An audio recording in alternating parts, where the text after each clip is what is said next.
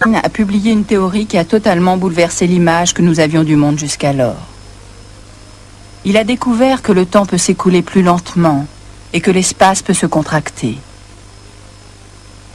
Il a ainsi ouvert la porte sur un monde inconnu et mystérieux, au-delà de nos perceptions traditionnelles. Un monde en apparence inaccessible, et pourtant à portée de main.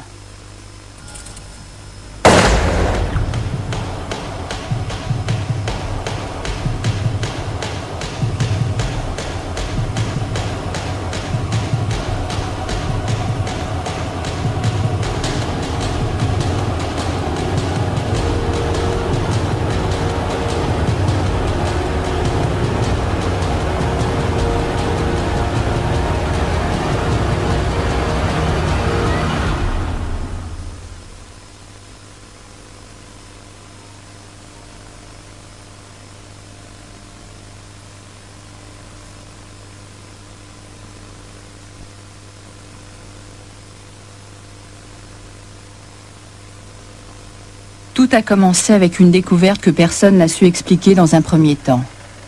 À la fin du XIXe siècle, deux physiciens, Albert Michelson et Édouard Morley, ont essayé de mesurer la vitesse de la lumière. Avec l'instrument de mesure qu'ils avaient spécialement conçu, ils s'attendaient à mesurer des variations de cette vitesse. Le résultat fut tout autre. Tous les rayons de lumière avaient la même vitesse. Et ils eurent beau répéter leur expérience, ils retombaient sur ce paradoxe, en contradiction avec les lois de la physique alors connues, selon lesquelles le mouvement dépend du référentiel où on le mesure. Ainsi, un observateur stationnaire voit passer plus rapidement un avion en réaction que ne le verrait un passager volant dans un second avion à proximité du premier. La vitesse ne dépend pas seulement de l'objet en mouvement, mais aussi du mouvement de l'observateur lui-même. Michelson et Morley ont d'abord tenté d'appliquer ce principe à la lumière. Selon ce principe, l'homme immobile au sol et le passager de l'avion auraient dû voir des rayons de lumière à des vitesses différentes. Et si le passager avait avancé aussi vite que la lumière, il aurait même pu avoir l'impression que les rayons de lumière faisaient du surplace. De la lumière qui ne bouge pas. Einstein ne pouvait pas imaginer ça. Pour lui, il était plutôt vraisemblable que les rayons de lumière aient toujours la même vitesse. Il prit donc les résultats de Michelson et Morley au sérieux. Effectivement, comme nous le savons aujourd'hui, quelles que soient les circonstances, les photons se déplacent à 299 792 km/s.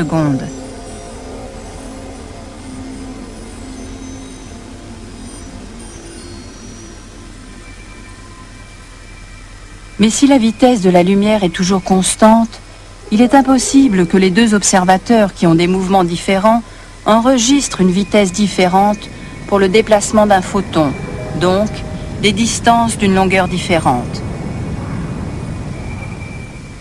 La distance parcourue par la lumière doit être la même pour les deux.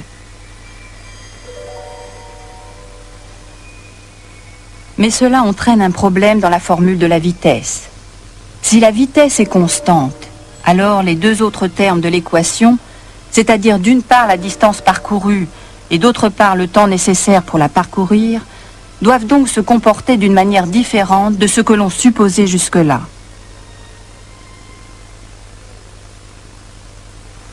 Et si l'espace et le temps n'étaient pas des constantes de la nature comme on l'a cru pendant des millénaires? Et si un mètre n'était pas partout un mètre? Et si une seconde ne durait pas toujours une seconde? L'être humain ne le vit-il pas exactement ainsi depuis des milliers d'années? Pourquoi vouloir tout bouleverser? Einstein était prêt à remettre en cause le caractère absolu de l'espace et du temps et de les relativiser. Pour lui, le temps était simplement ce que mesurait une horloge. Des heures, des minutes et des secondes.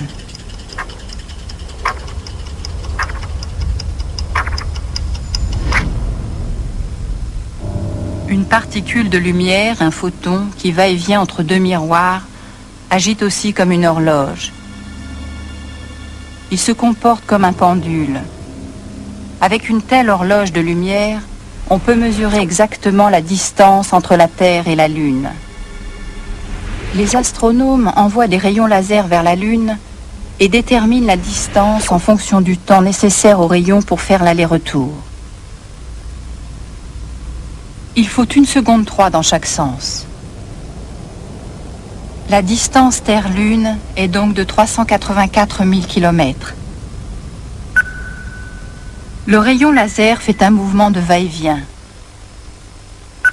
Tic, tac, comme le pendule d'une horloge. Mais qu'observe un astronaute dans un vaisseau spatial qui passe à proximité de la Terre et de la Lune? Il rencontre un phénomène étrange. Pour lui, la lumière se déplace aussi comme un pendule. Toutefois, pas à la verticale de haut en bas, mais en zigzag. Du point de vue de l'astronaute, le rayon laser doit donc parcourir une distance plus long que s'il était un simple observateur sur Terre. Si on compare les deux distances, il est alors clair que pour l'observateur stationnaire au sol, la distance est plus courte et que pour l'astronaute, elle est plus longue. Étant donné que la lumière ne peut avoir qu'une seule vitesse, elle ne peut pas compenser la différence. C'est pour cette raison qu'elle a besoin de plus de temps. Ainsi, du point de vue de l'astronaute, le pendule de la lumière marche plus lentement. Cela signifie que le temps s'écoule plus lentement pour lui.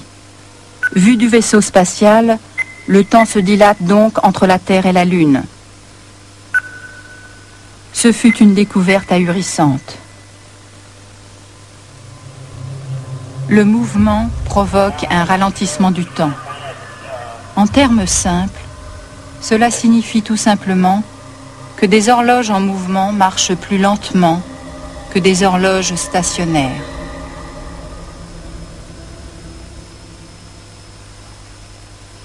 Ce n'est que 50 ans plus tard que la théorie d'Einstein a pu être démontrée de manière pratique.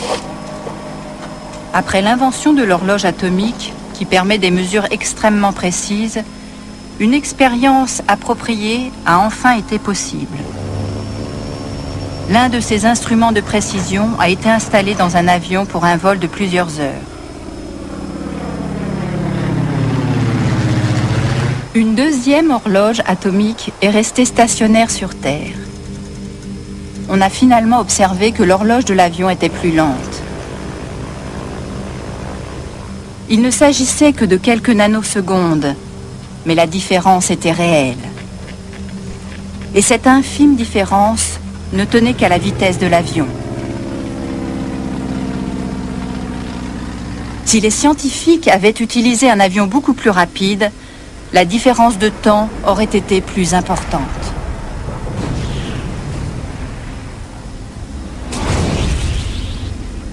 L'horloge à bord aurait été nettement plus lente que celle laissée sur Terre pour la comparaison.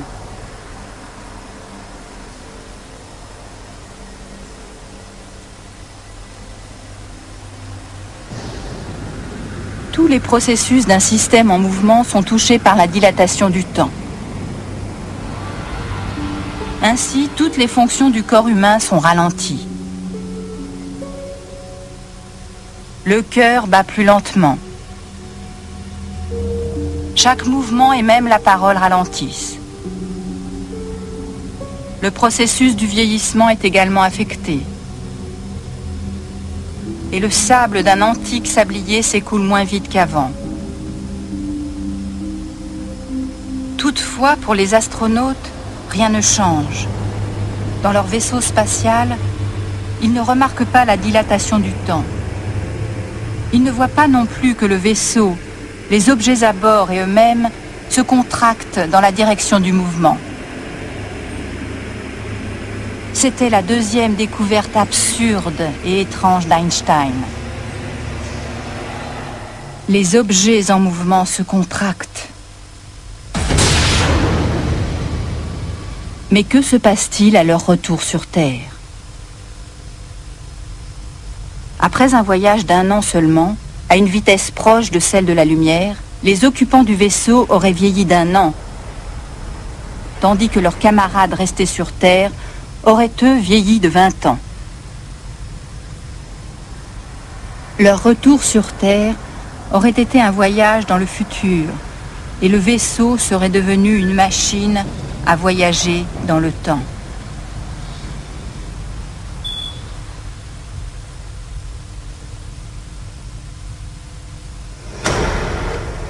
L'espace et le temps sont donc relatifs. Tous ceux qui passent à côté de nous vieillissent plus lentement tout en se contractant. Nous ne le voyons pas, car nos vitesses sont bien trop faibles. Les phénomènes qui résultent de la théorie de la relativité d'Einstein ne s'observent clairement qu'à partir de 10% environ de la vitesse de la lumière. C'est 30 000 fois plus vite que le plus moderne des vaisseaux spatiaux. 100 millions de kilomètres/heure. Si on pouvait lancer une navette spatiale à cette vitesse, les astronautes observeraient de leurs propres yeux le ralentissement du temps. Mais quoi qu'il se passe, ils le verraient au ralenti. Par exemple, un astéroïde qui croiserait la trajectoire d'une planète et s'y écraserait, tomberait, de leur point de vue, à une vitesse anormalement lente sur la surface.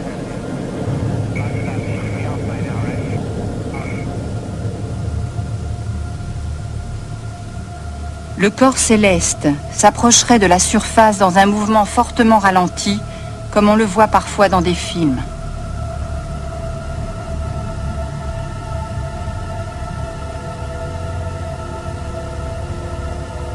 Il toucherait la planète presque en douceur et pourtant les dégâts seraient effroyables.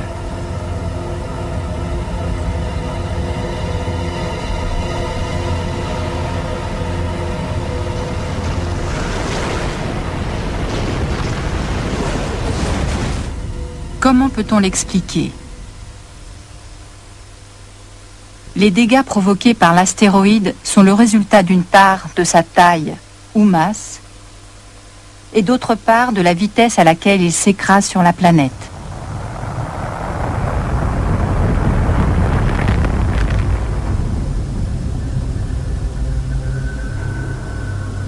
Si les astronautes voient l'astéroïde tomber doucement, mais que les dégâts provoqués sont ceux que produirait un choc à vitesse normale, alors, à leurs yeux, sa masse doit logiquement être plus grande. Mais la masse d'un corps peut-elle grandir? Tout comme le temps et l'espace peuvent se modifier.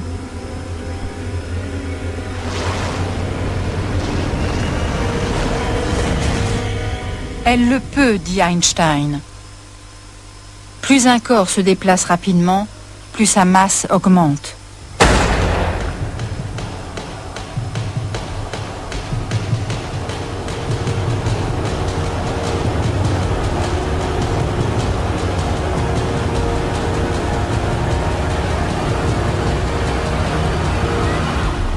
C'est la troisième découverte d'Einstein. Tandis qu'il s'attaque au phénomène en le mettant en équation, il constate que la masse n'est rien d'autre que de l'énergie sous une forme particulière. C'est la conclusion la plus importante de sa théorie de la relativité. Cette énergie peut être calculée mathématiquement en multipliant la masse par le carré de la vitesse de la lumière. E égale mc2. La formule la plus célèbre du monde. La puissance de l'énergie dont il s'agit ici est formidable. Même quand un corps est inerte, 1 kilo de sa masse au repos peut avoir l'énergie nécessaire pour soulever un lac alpin de taille moyenne.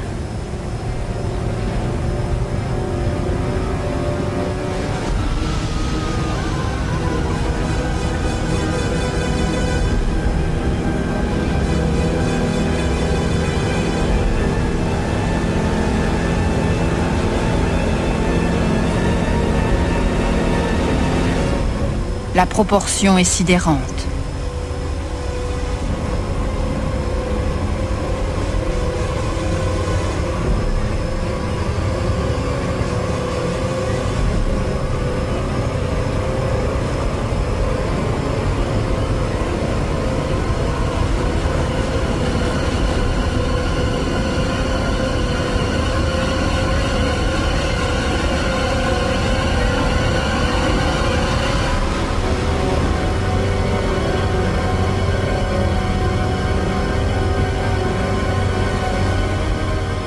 Vraiment incroyable.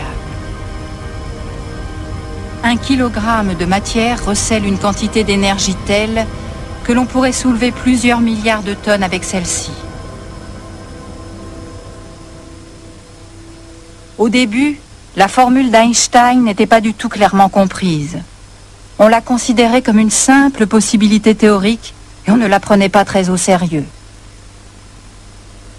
Puis des physiciens de l'atome ont découvert que les constituants du noyau atomique, les protons et neutrons, sont liés les uns aux autres par une incroyable force.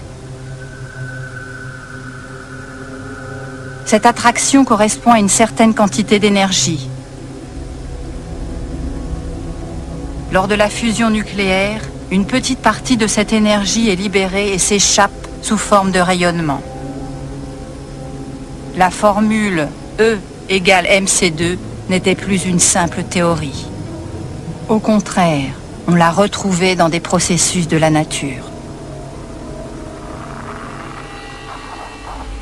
Au centre de notre Soleil, les atomes d'hydrogène fusionnent et forment des noyaux d'hélium. L'énergie ainsi libérée se répand sous forme de photons. On pouvait enfin expliquer pourquoi notre Soleil brille. Il se passe un phénomène similaire lors de la fission nucléaire. La quantité d'énergie stockée dans la matière se manifeste dans l'énorme puissance de destruction de la bombe atomique.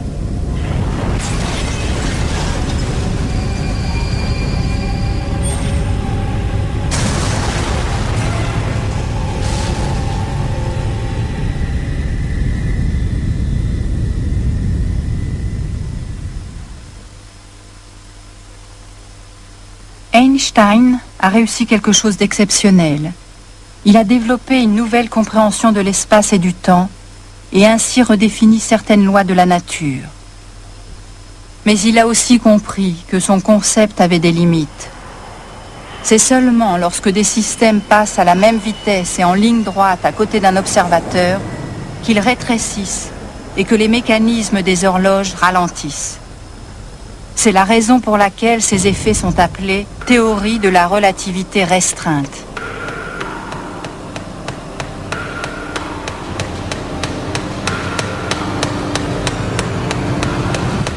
Mais Einstein savait qu'il y avait une force dans la nature qui ne s'intégrait pas encore dans sa théorie, la gravité. Elle influence pourtant tout phénomène physique. Il était évident qu'il devait élargir sa théorie. Pendant 8 ans, il s'est débattu avec la théorie de la relativité générale pour enfin trouver la solution. Le temps et l'espace ne sont pas seulement modifiés par le mouvement, mais ils le sont aussi par la matière. De grands corps célestes, comme notre planète, ralentissent aussi l'écoulement du temps. Plus nous nous approchons du centre de la Terre, plus nos horloges ralentissent. Près de la mer, le temps s'écoule plus lentement qu'au sommet d'une montagne. Au sol, plus lentement qu'en haut d'une tour. Même entre la tête et les pieds, il y a encore une petite différence.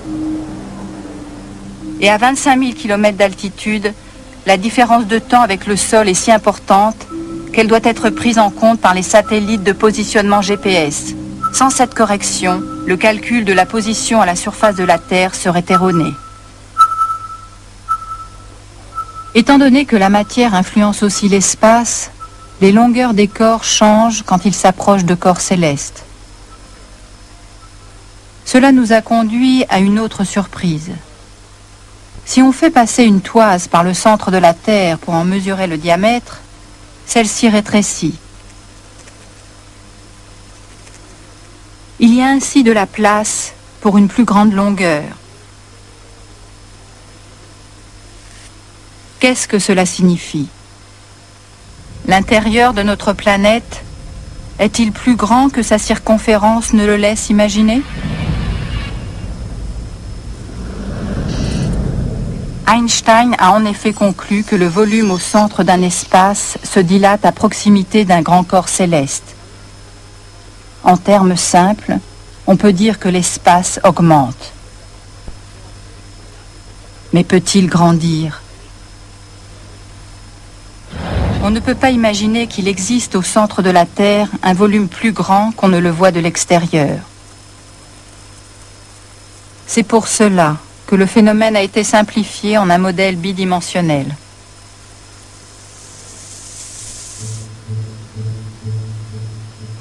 La surface plane sert de symbole pour l'espace.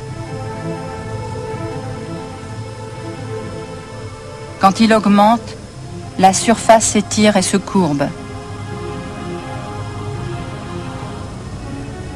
La courbure crée la place nécessaire.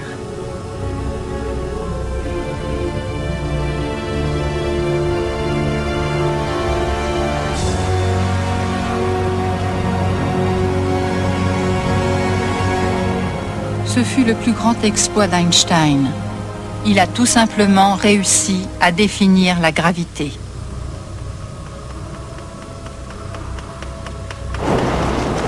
En d'autres termes, lorsque nous tombons, il n'y a pas de fil invisible qui nous tire vers le bas. Nous tombons dans la courbure de l'espace-temps.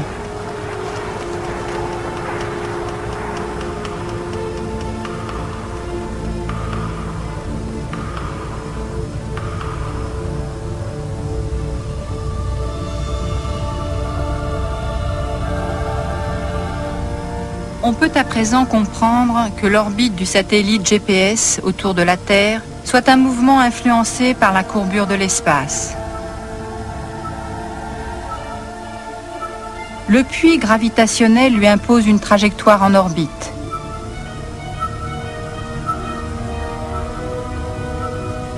Sans elle, le satellite se déplacerait en ligne droite. La même loi s'applique aux planètes qui se déplacent également en orbite à cause de la courbure de l'espace.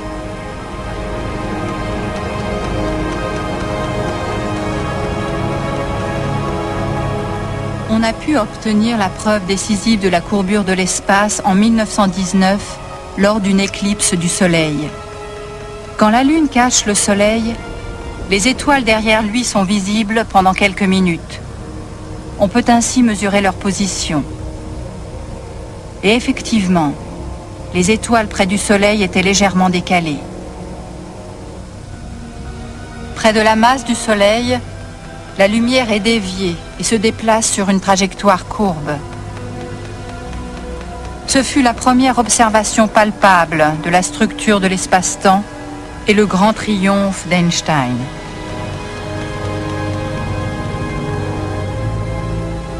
La théorie de la relativité prédit des courbures de l'espace encore plus extrêmes. Quand à la fin de son cycle de vie, une étoile s'effondre sur elle-même ou implose sous l'énorme pression de sa propre gravité, elle courbe l'espace-temps de manière si intense qu'une partie d'elle-même s'isole du monde extérieur. Plus aucune lumière ne s'échappe du puits gravitationnel ainsi créé, et l'étoile devient invisible. C'est ce qu'on appelle un trou noir.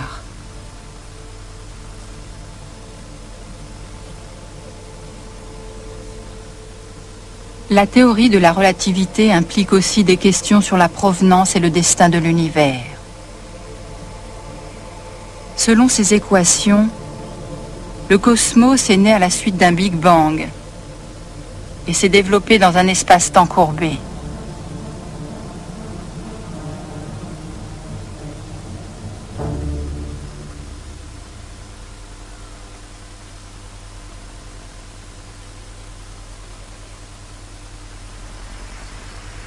Nous sommes convaincus qu'une seconde reste une seconde et qu'un mètre est partout un mètre. Einstein prouve pourtant que les apparences sont trompeuses. Notre vision du monde, que nous pensons être réelle, est en réalité une illusion.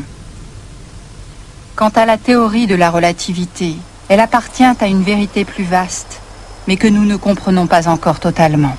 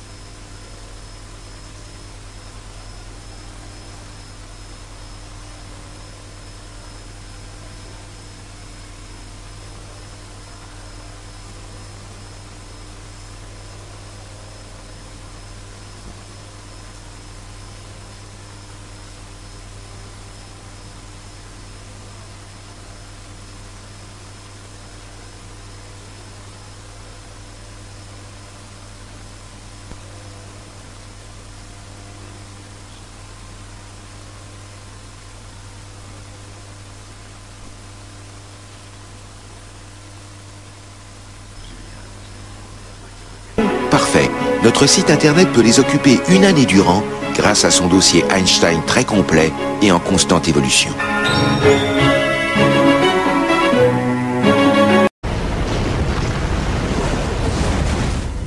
Comment peut-on l'expliquer? Les dégâts provoqués par l'astéroïde sont le résultat d'une part de sa taille ou masse et d'autre part de la vitesse à laquelle il s'écrase sur la planète.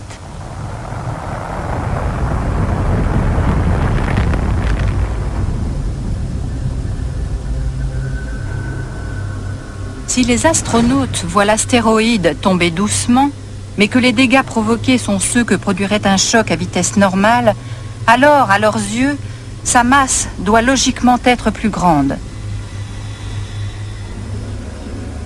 Mais la masse d'un corps peut-elle grandir? Tout comme le temps et l'espace peuvent se modifier.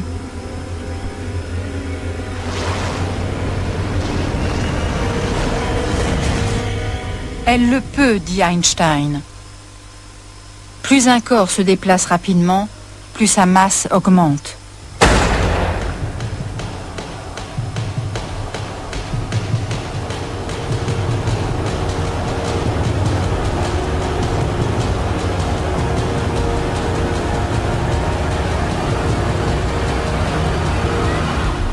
C'est la troisième découverte d'Einstein.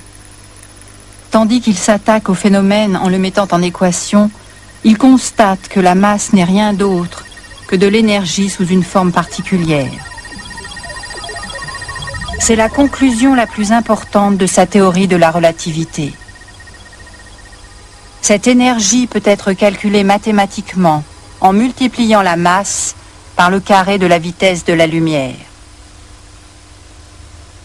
E égale mc2. La formule la plus célèbre du monde. La puissance de l'énergie dont il s'agit ici est formidable. Même quand un corps est inerte, 1 kilo de sa masse au repos peut avoir l'énergie nécessaire pour soulever un lac alpin de taille moyenne.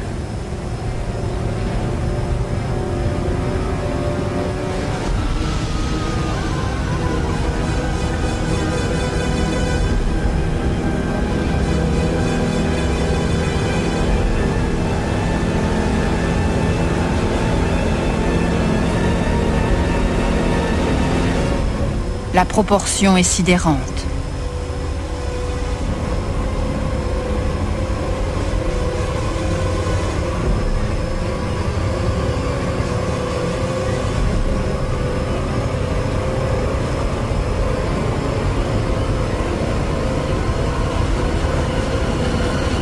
Plus grand qu'on ne le voit de l'extérieur. C'est pour cela que le phénomène a été simplifié en un modèle bidimensionnel.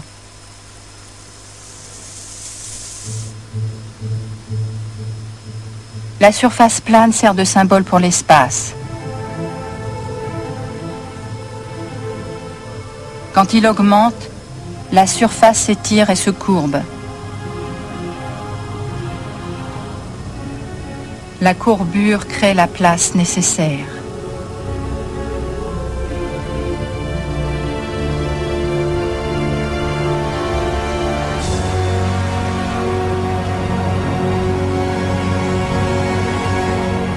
Ce fut le plus grand exploit d'Einstein. Il a tout simplement réussi à définir la gravité.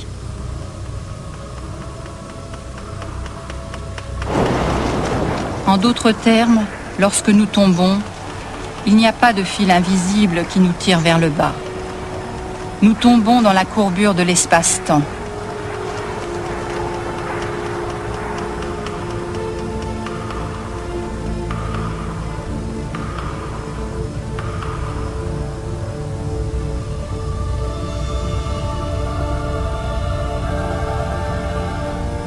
On peut à présent comprendre que l'orbite du satellite GPS autour de la Terre soit un mouvement influencé par la courbure de l'espace.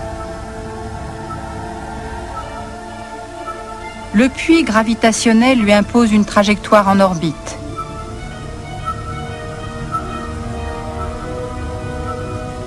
Sans elle, le satellite se déplacerait en ligne droite. La même loi s'applique aux planètes qui se déplacent également en orbite à cause de la courbure de l'espace.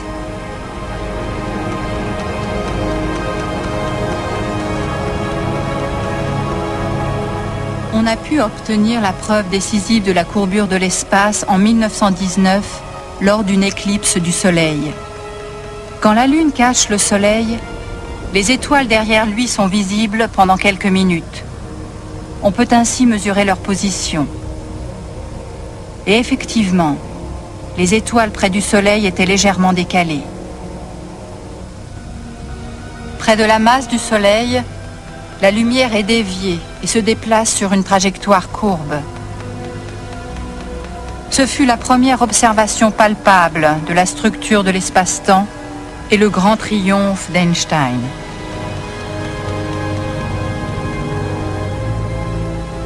La théorie de la relativité prédit des courbures de l'espace encore plus extrêmes. Aussi l'espace, les longueurs des corps changent quand ils s'approchent de corps célestes.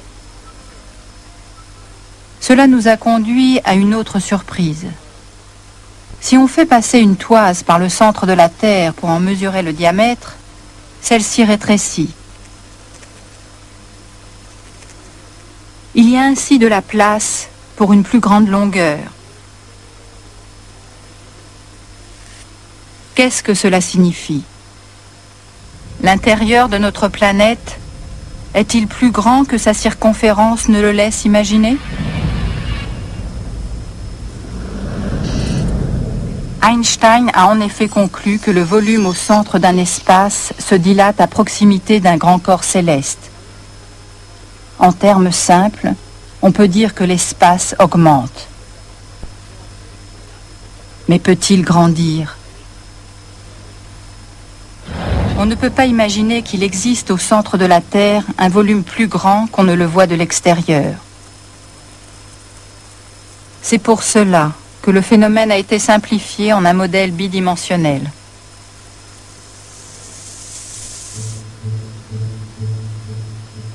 La surface plane sert de symbole pour l'espace. Quand il augmente, la surface s'étire et se courbe. La courbure crée la place nécessaire.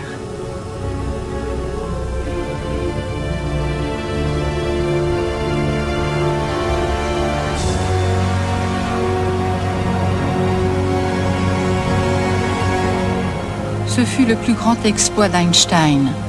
Il a tout simplement réussi à définir la gravité.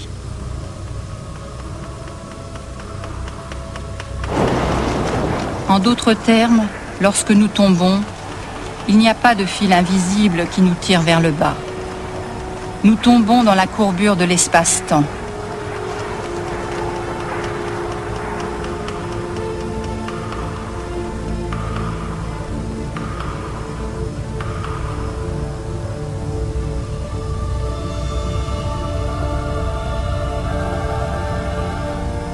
On peut à présent comprendre que l'orbite du satellite GPS autour de la Terre soit un mouvement influencé par la courbure de l'espace. Le puits gravitationnel lui impose une trajectoire en orbite.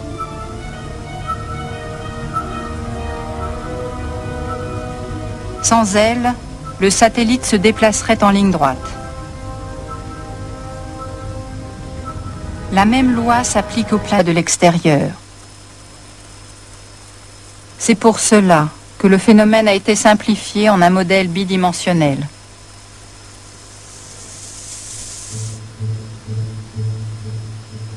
La surface plane sert de symbole pour l'espace. Quand il augmente, la surface s'étire et se courbe. La courbure crée la place nécessaire.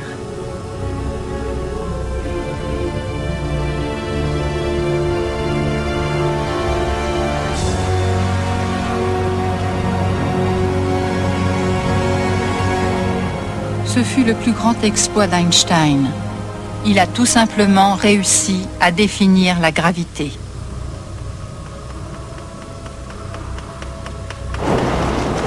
En d'autres termes, lorsque nous tombons, il n'y a pas de fil invisible qui nous tire vers le bas. Nous tombons dans la courbure de l'espace-temps.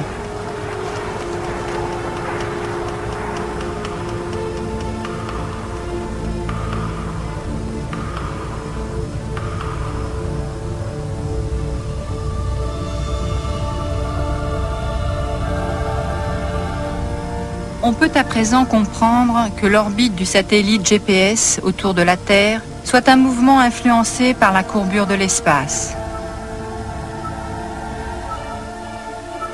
Le puits gravitationnel lui impose une trajectoire en orbite.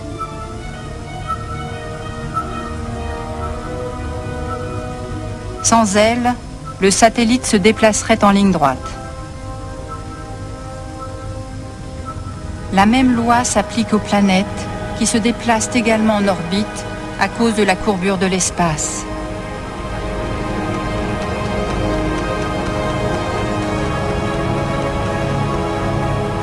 On a pu obtenir la preuve décisive de la courbure de l'espace en 1919 lors d'une éclipse du Soleil. Quand la Lune cache le Soleil, les étoiles derrière lui sont visibles pendant quelques minutes. On peut ainsi mesurer leur position. Et effectivement, les étoiles près du Soleil étaient légèrement décalées. Près de la masse du Soleil, la lumière est déviée et se déplace sur une trajectoire courbe. Ce fut la première observation palpable de la structure de l'espace-temps et le grand triomphe d'Einstein.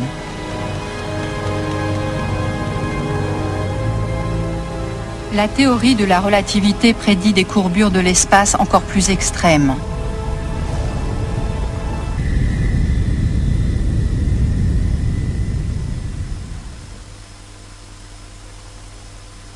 Einstein a réussi quelque chose d'exceptionnel.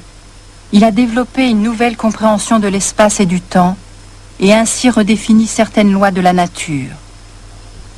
Mais il a aussi compris que son concept avait des limites. C'est seulement lorsque des systèmes passent à la même vitesse et en ligne droite à côté d'un observateur qu'ils rétrécissent et que les mécanismes des horloges ralentissent. C'est la raison pour laquelle ces effets sont appelés théorie de la relativité restreinte.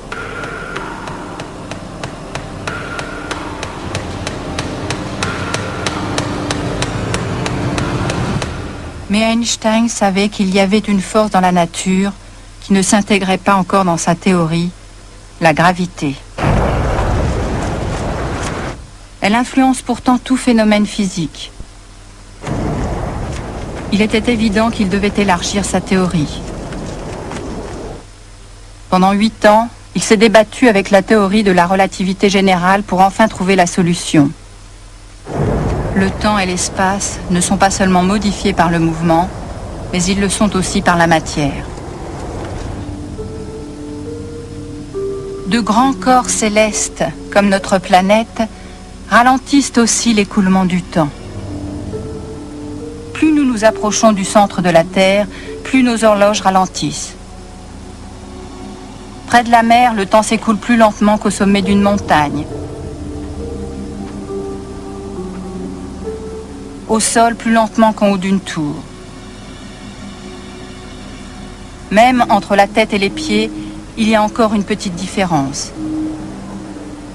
Et à 25 000 km d'altitude, la différence de temps avec le sol est si importante qu'elle doit être prise en compte par les satellites de positionnement GPS.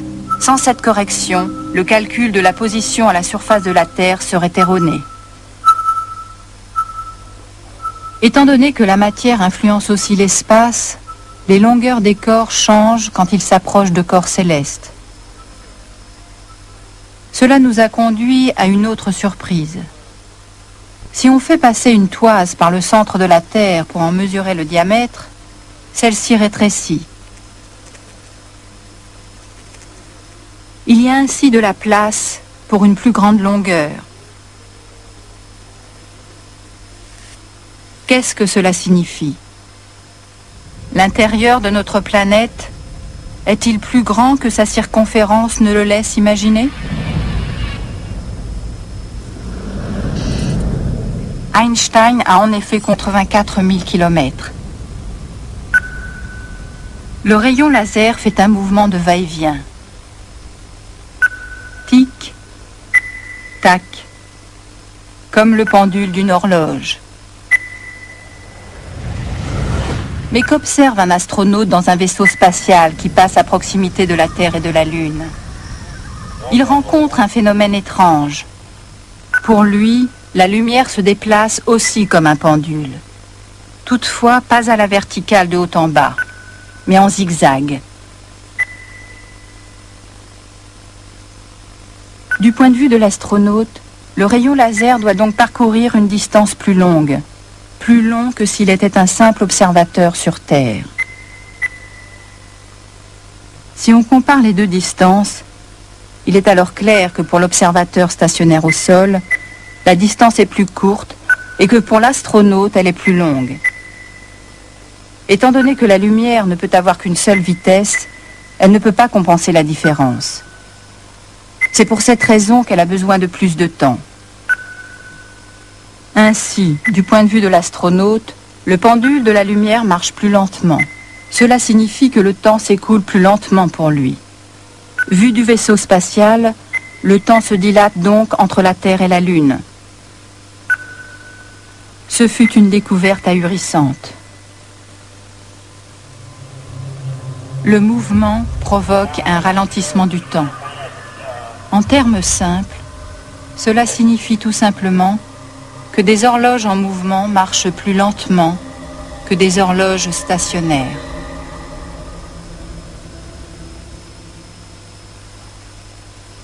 Ce n'est que 50 ans plus tard que la théorie d'Einstein a pu être démontrée de manière pratique. Après l'invention de l'horloge atomique, qui permet des mesures extrêmement précises, une expérience appropriée a enfin été possible. L'un de ces instruments de précision a été installé dans un avion pour un vol de plusieurs heures. Une deuxième horloge atomique est restée stationnaire sur Terre. On a finalement observé que l'horloge de l'avion était plus lente. Il ne s'agissait que de quelques nanosecondes, mais la différence était réelle. Et cette infime différence ne tenait qu'à la vitesse de l'avion. Si les scientifiques avaient utilisé un avion beaucoup plus rapide, la différence de temps aurait été plus importante.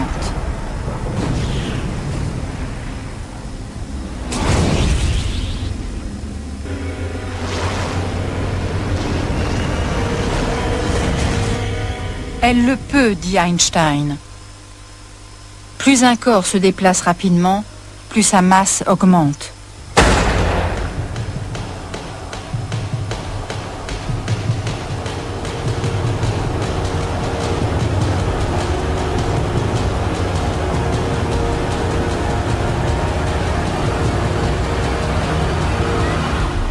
C'est la troisième découverte d'Einstein.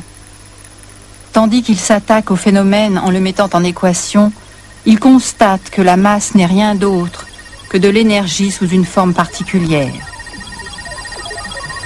C'est la conclusion la plus importante de sa théorie de la relativité. Cette énergie peut être calculée mathématiquement en multipliant la masse par le carré de la vitesse de la lumière. E égale mc2. La formule la plus célèbre du monde. La puissance de l'énergie dont il s'agit ici est formidable. Même quand un corps est inerte, 1 kilo de sa masse au repos peut avoir l'énergie nécessaire pour soulever un lac alpin de taille moyenne.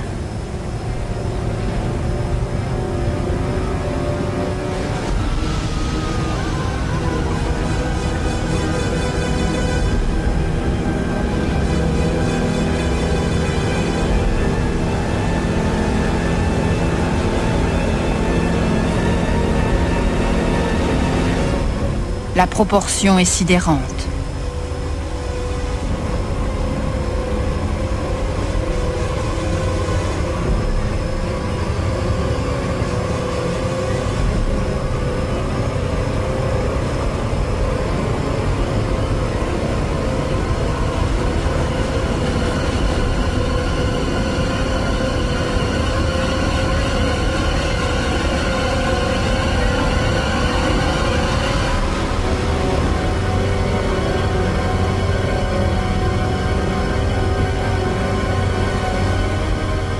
Vraiment incroyable. 1 kilogramme de matière recèle une quantité d'énergie telle que l'on pourrait soulever plusieurs milliards de tonnes avec celle-ci. Au début, la formule d'Einstein n'était pas du tout clairement comprise. On la considérait comme une simple possibilité théorique et on ne la prenait pas très au sérieux. Puis des physiciens de l'atome ont découvert que les constituants du noyau atomique, les protons et neutrons,